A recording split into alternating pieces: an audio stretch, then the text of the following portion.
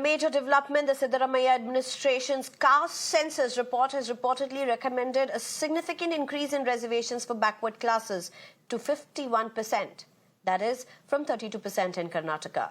This proposal is allegedly based on the census finding which suggested that nearly 70% of Karnataka's population belongs to backward communities. The report has further suggested extending this 51% reservation to educational institutions.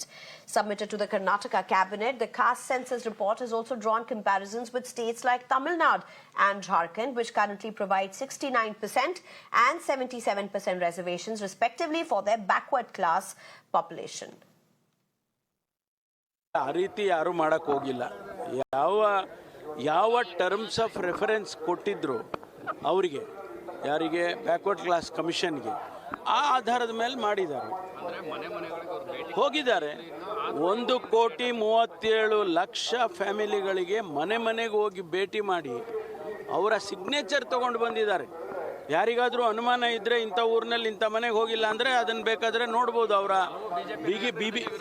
ಅಲ್ಲಲ್ಲ backward class commission ಆಫೀಸಿಗೆ ಹೋದರೆ ಯಾವ ಊರಲ್ಲಿ ನೀವು ಎಲ್ಲಿ ಯಾವ ಮನೆಗೆ ಹೋಗಿದ್ರಿ ಅಂತ ಬೇಕಾದ್ರೆ ತೋರಿಸ್ತಾರೆ. ಜಾತಿ ಗಣತಿಯಲ್ಲಿ ಸ್ವಾಮೀಜಿಗಳು ಸೇರಿರ್ತಾರಲ್ಲ, ಯಾರು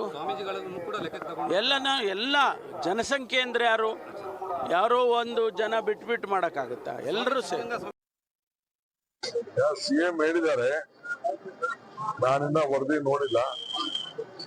ನಾನು ನಿನ್ನೆ ಬೆಳಗಾಮು ಮಂಗಳೂರಿಗೆ ಹೋಗಿದ್ದೆ.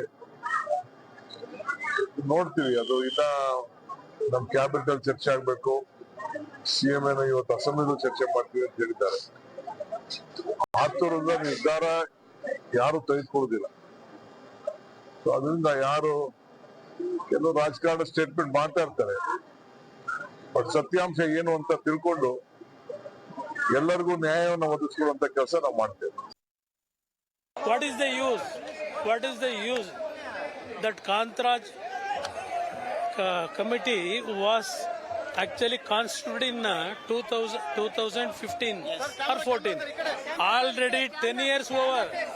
In 10 years, in that actually Siddaramaiah is telling he has given lot of assistance to the development of this common man.